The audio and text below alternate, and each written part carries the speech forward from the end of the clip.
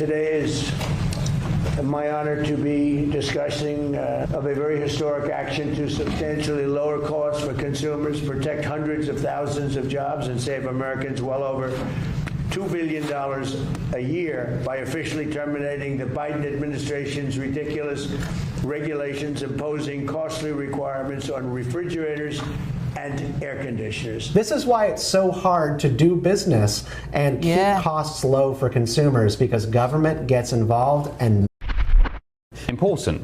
Yeah, so this is actually right in the line of the affordability debate. How do we bring down costs for Americans around the margins? There's only so much that you can do on the gasoline front, but we do still have a problem of really expensive groceries. Now, the Biden administration instituted this particular regulation to try and constrain greenhouse gases and emissions involving refrigerants. Now, the Trump administration is rolling that back, and they are being backed by the grocery stores. So this is an inter-industry battle between the refrigerator companies and then the grocery stores that have refrigerators in them to keep their food cold.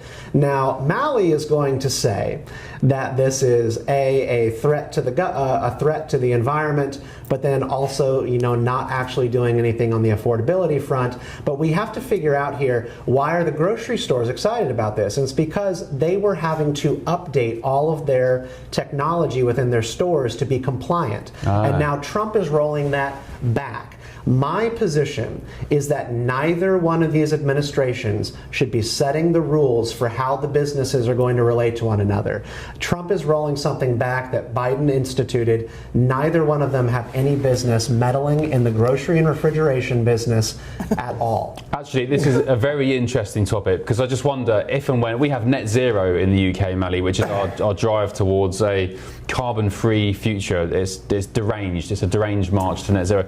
However, I just wonder how much UK businesses could save if they didn't have these silly climate rules and regulations for things such as refrigerators and freezers. Yeah, I'm glad the Trump administration is taking on big refrigerator, but here's the thing. This isn't what is causing food costs to increase. There are a lot of reasons that food prices go up. The reason we have increasing food costs is pretty simple.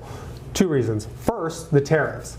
The tariffs cost Americans $2,500 a year, cost them $2,500 last year, and it's going to cost them about $2,500 this year.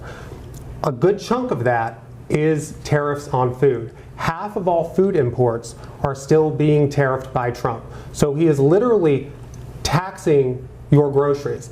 And the idea that we're going to tariff them and bring these critical jobs onshore, I don't think we're going to start growing avocados. And I also don't necessarily know that's going to be a huge industry of the future. And then the second thing that is causing food prices to increase is the Iran war and the spike in fertilizer costs. This is resulting in farmers having increased bankruptcies. We've seen farmer bankruptcies spike by about 47%.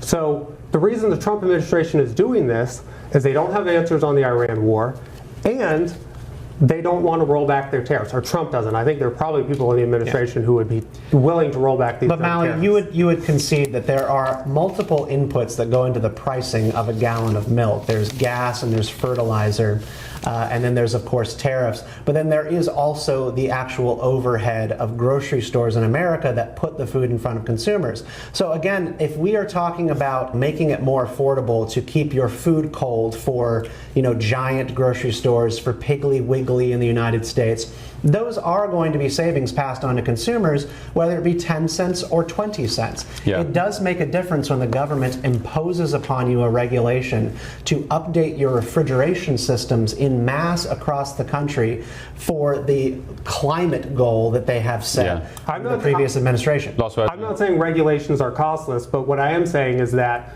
when you look at the math here, there are two main reasons that we have a spike. There are different ways to do the math. There are two main reasons, and the tariffs are a much bigger cost increase, both for what it's doing to our farmers and the actual price increase it puts on the food. I want the fridge manufacturers and supermarkets to work together to negotiate the best technology for keeping your food cold. They did. I'm very sympathetic right now to the frustrations of the supermarket industry because they were under the impression 3 years ago that they had to update all of their technology, and they invested a lot of money in making those updates for coolant systems, and now they're being told by the Trump administration, actually don't worry about that.